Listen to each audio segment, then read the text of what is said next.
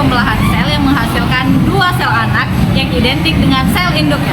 Proses ini terjadi pada sel tubuh atau sel somatik dan berperan penting dalam pertumbuhan, perbaikan jaringan, serta pergantian sel-sel yang mati. Berikut ini proses tahapan pada mitosis. Oke, saya akan jelaskan proses mitosis yang terdiri dari profase. Profase diawali dengan kromatin atau benang halus DNA mulai memadat menjadi kromosom yang terlihat jelas.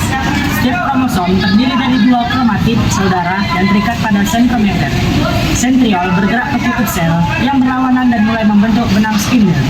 Membran inti dan nukleus mulai menghilang. Selanjutnya, metafase.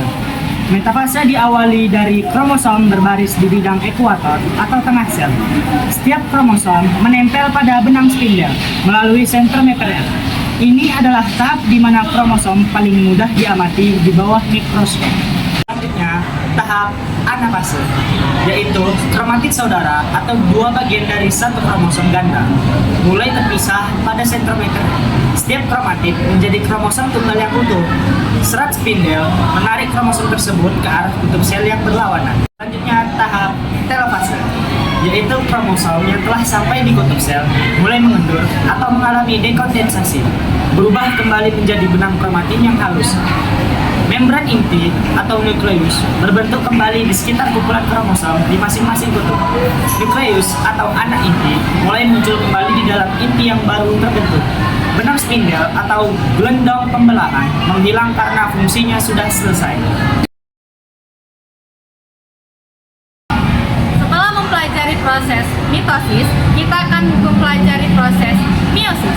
Berbeda dengan mitosis, pada meiosis, satu sel induk membelah menjadi dua kali dan terdapat 4 sel anak yang berbeda secara genetik dengan jumlah kromosom setengah dari induknya.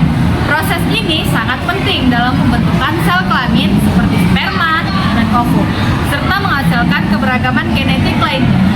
Berikut ini video tahapan meiosis. Jelaskan tentang proses meiosis 1 yang terdiri dari protase 1, yaitu tahap terpanjang dan paling longgar. Kromatin memadat menjadi kromosom homolog. Terjadi sinapsis, yaitu pasangan kromosom homolog saling berdekatan membentuk divalen. Terjadi pindah salur atau crossing over, yaitu pertukaran segmen gen antara kromosom homolog menghasilkan variasi genetik.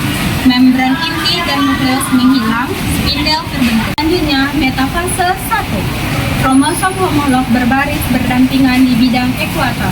Setiap pasangan melekat pada serat spindel dari kutub berlawanan. Selanjutnya anafase 1, yaitu kromosom homolog terpisah dan bergerak ke kutub berlawanan. Namun kromatid saudara masih tetap bersama.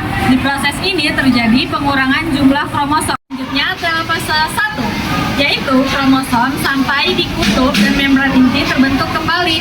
Sitoplasma mulai membelah. Hasilnya yaitu dua sel anak haploid atau N, tapi kromosomnya masih berpasangan atau dua kromatid. Yang pertama ada profase 2 yang diawali membran inti mulai menghilang kembali. Kromosom yang sebelumnya berduplikasi memadat menjadi bersih yang jenis terlihat. Sentral yang bergerak ke kutub sel yang berlawanan membentuk benang spindle. Oke, yang kedua ada metafase 2 yang diawali dengan kromosom berbaris di bidang ekuator atau tengah sel.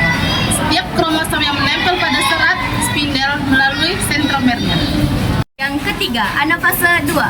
Sentrometer membelah dua, kromatid saudara ditarik oleh serat. Spindel menuju kutub yang berlawanan. Sekarang setiap kromatid menjadi kromosom tunggal. Keempat, telofase 2. Kromosom mulai mengendur kembali menjadi kromatin. Membran inti dan nukleus terbentuk kembali di tiap kutub. Spindel menghilang. Mungkin sekian